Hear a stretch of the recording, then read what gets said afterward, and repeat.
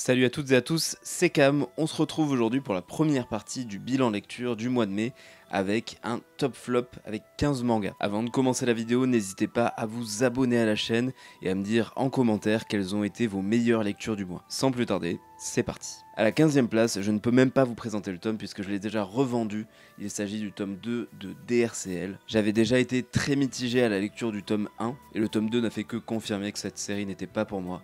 Alors autant j'adore les dessins de Shinichi Sakamoto, mais je suis pas du tout emballé par sa reprise de l'histoire de Dracula. On a pas mal discuté avec Adrien de Sélection Manga et on a à peu près le même avis, on est en phase sur le fait de vouloir toujours trop complexifier les choses. Du coup les dialogues sont super lourds, la lecture est pas du tout agréable malgré des dessins magnifiques, et moi ça m'a fait très vite sortir du manga.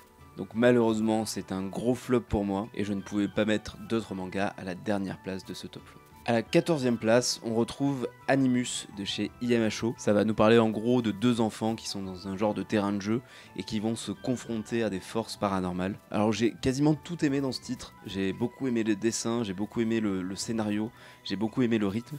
Et par contre, j'ai rien compris à la fin, ce qui fait que le titre dans sa globalité a du mal à me marquer. C'est vraiment dommage parce que vraiment Animus avait plein de choses pour justement être une lecture beaucoup plus haut dans un top flop, mais la fin d'un manga c'est quand même important et c'est le dernier souvenir que nous laisse un manga, donc forcément si la fin ne nous marque pas ou qu'on ne comprend pas, ça fait que la globalité du manga ça finit plutôt en queue de peloton que en haut du classement. 13e place pour le Labyrinthe des Rasoirs. Alors c'est pour public très averti, j'avais entendu pas mal d'avis mitigés sur ce manga.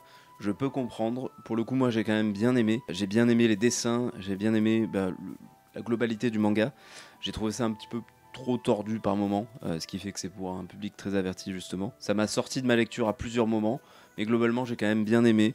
Voilà, c'est quand même un bon titre, c'est pas le meilleur titre de chez IMHO, mais je suis quand même content de l'avoir dans ma collection. 12e place pour le tome 16 de Chainsaw Man. Comme vous savez, je suis pas un énorme fan de cette saison 2, et ça continue un petit peu sur la même vibe, c'est-à-dire que ce tome 16 est mieux que le tome précédent qui me semble avait fini en le dernier du dernier top flop. Là c'est quand même un peu mieux, mais vraiment du mal avec le scénario de cette deuxième saison. J'ai trouvé la saison 1 tellement bien qui pour moi il n'y avait pas vraiment besoin d'en faire une deuxième, et là c'est un petit peu en train d'entacher l'œuvre pour moi. Alors attention, hein, c'est pas mauvais, je dis juste que par rapport à la saison 1 c'est quand même bien en dessous. 11e place pour Genkaku Picasso, le dernier manga d'Usamaru Furuya qui manquait à ma collection. Sans que ce soit un de mes mangas préférés de l'auteur, c'est plutôt dans les mangas que j'ai moins aimé, je pense, de l'auteur. J'ai quand même bien aimé l'œuvre, déjà pour les dessins d'Usamaru Furuya qui sont incroyables.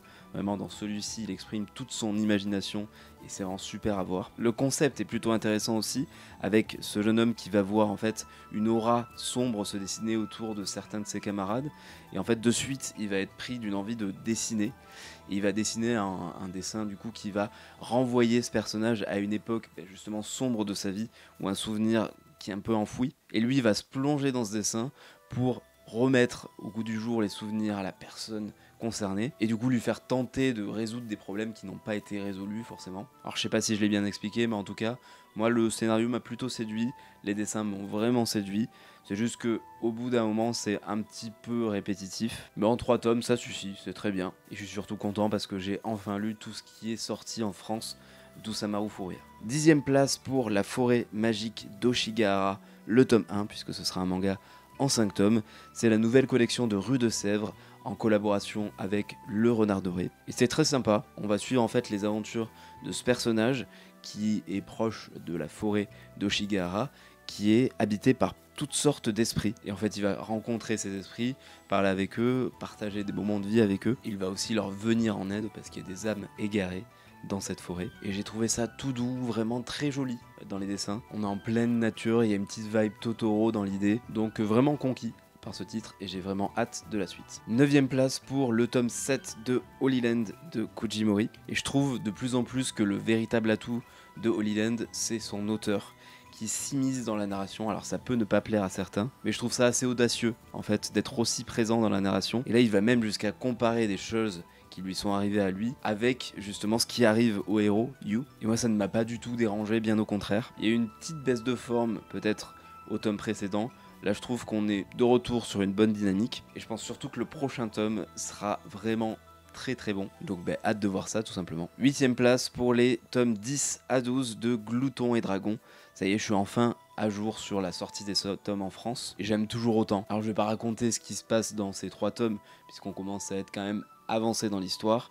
On est au tome 10 à 12 et la série sera terminée en 14 tomes. Mais c'est toujours aussi captivant. Et là où la force de Holy Land, c'est son auteur, là je trouve que la force de Glouton et Dragon, c'est ses personnages qui sont vraiment hauts en couleur, qui ont tous une personnalité bien à part, bien différente, mais qui du coup sont vraiment complémentaires. Je trouve toujours ce mélange entre fantasy et gastronomie super bien réalisé, super bien dosé. J'avais peut-être préféré les 3 tomes d'avant, mais ces tomes 10 à 12 m'ont quand même vraiment conquis. Le 13e tome sort bientôt, ce sera l'avant-dernier, et j'ai vraiment hâte de lire, mais aussi je suis un petit peu dégoûté que ça se finisse aussi rapidement pour moi qui ai commencé il y a vraiment pas longtemps. Après c'est quand même la bonne durée, 14 tomes, c'est parfait pour cette histoire. À la 7ème place, Frieren, tome 12.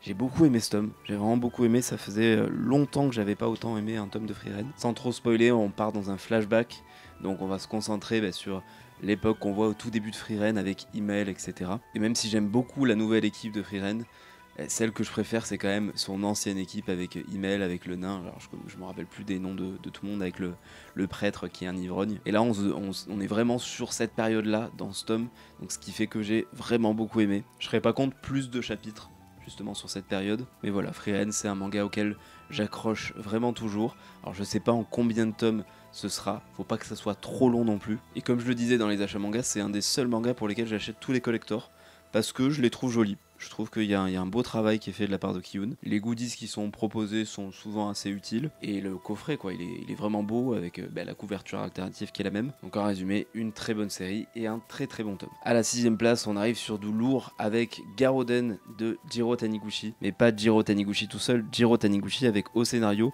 Baku Yumemakura, qui était aussi le scénariste sur Le Sommet des Dieux. Vous le savez, Le Sommet des Dieux, c'est l'une de mes œuvres préférées, c'est un chef-d'œuvre pour moi. Donc revoir les deux auteurs collaborer, c'était quand même assez spécial, sachant que Garoden a été fait 5 ans avant Le Sommet des Dieux, donc c'était la première collaboration entre les deux auteurs, en tout cas sur les mangas sortis en France. Et pour moi, c'est une vraie réussite. Là, on va parler de lutte, de combat, et d'une rivalité entre deux hommes. Ils sont tous les deux très forts dans ce sport, mais le personnage principal va un jour se faire battre par l'autre personnage dans sa jeunesse, et il va chercher toute sa vie en fait à refaire un combat avec lui. Sauf que ce personnage est devenu une star mondiale de son sport. Donc notre personnage principal, il va un petit peu galérer à pouvoir avoir son combat avec lui, puisque lui est un amateur. C'est super bien dessiné, c'est super bien rythmé. Franchement, un très très bon manga de Jiro Taniguchi, et j'ai l'impression que quand ces deux auteurs collaborent, ça ne peut pas être pas bon. Le fait de savoir que ce soit un petit peu l'introduction qui mène au sommet des dieux me fait aimer encore plus ce manga. Donc je vous recommande Garoden, qui est un très très bon manga sur la lutte, mais pas que. C'est surtout sur la rivalité entre deux personnages, et c'est du haut de panier chez Jiro Taniguchi. 5ème place pour le tome 4 de Blue Giant Explorer. Alors normalement Blue Giant Explorer c'est forcément dans les 3 premières places. Objectivement il a peut-être sa place dans les 3 premières places, mais j'ai voulu mettre à l'honneur 4 autres mangas qui m'ont vraiment marqué ce mois-ci. Blue Giant en fait c'est tellement régulier dans son excellence qu'on en vient à s'habituer à ce que ce soit toujours bon. Là on continue à suivre les aventures de Dai aux États-Unis et c'est toujours aussi bon au fil de ses rencontres, avec toujours ces petits outros à la fin des mangas où on revoit des personnages des années plus tard parler de Dai qui apparemment serait devenu quelqu'un d'important. Je trouve que c'est un concept juste génial qui donne encore plus de crédit au manga. Si ce n'est pas encore fait, lisez Blue Giant. Là on est à la 3ème saison, donc Blue Giant Explorer, mais pour moi c'est un manga incontournable. Au pied du podium, on retrouve La Fillette de l'Enfer d'Hideshi Ino, et là pour moi aussi c'est incontournable. Cet auteur c'est vraiment un sans faute. Là sur ce one shot on suit l'histoire de cette fillette qui est un petit peu abîmée on va dire, qui est née comme ça et a été abandonnée par son père dans une décharge, et qui va tenter qui va survivre et qui va tenter de retrouver un peu sa famille, que ce soit dans le style graphique ou dans le rythme, c'est toujours aussi bien réalisé. Franchement Hideshi Ino, il y a rien à dire sur cet auteur. Que vous aimiez l'horreur ou non, tentez quand même l'expérience Hideshi Ino, ça vaut vraiment le coup. Pour moi La Fillette de l'Enfer c'est l'un de ses meilleurs jusqu'à maintenant. J'ai peut-être un tout petit peu préféré Panorama de l'Enfer, mais c'est vraiment pas loin. Ça se lit assez rapidement, mais c'est une expérience folle à chaque fois. Médaille de bronze pour le tome 4 de L'Habitant de l'Infini. clairement mon manga de samouraï préféré. Je le trouve tellement plus clair, tellement plus compréhensible que d'autres mangas de samouraï. À chaque tome que je commence à lire, je me dis mince, je me souviens pas très bien du tome d'avant. Et puis en fait, on revient très très vite dans l'histoire. On arrive bien à se remémorer ce qui s'est passé à peu près. Et chaque nouvelle intrigue est totalement passionnante. Là, il y a une intrigue vers la fin du tome 4 que j'ai trouvé géniale. Bref, on peut très clairement, je pense, qualifier L'Habitant de l'Infini d'un chef-d'œuvre. Et je suis très content de pouvoir le découvrir dans cette nouvelle édition. C'est un plaisir à tous les niveaux, à chaque lecture d'un nouveau tome. Les 2 premières places sont trustées par une même autrice. Une autrice que vous avez très souvent vue ces derniers temps sur ma chaîne et qui presque à chaque fois est en haut de mes tops ou en haut de mes tier list. Il s'agit de Kumsuk Gendrikim, tout d'abord avec La Saison des Pluies, qui est une œuvre sur l'amour que l'on peut porter à ses animaux de compagnie versus les horreurs que peuvent faire certaines personnes à ces animaux de compagnie. C'est magnifiquement bien dessiné, c'est magnifiquement bien raconté. C'est parfois un peu dur, mais comme tout ce que fait Kumsuk Gendrikim, c'est jamais dans du voyeurisme. C'est-à-dire qu'on va pas voir des horreurs pour voir des horreurs.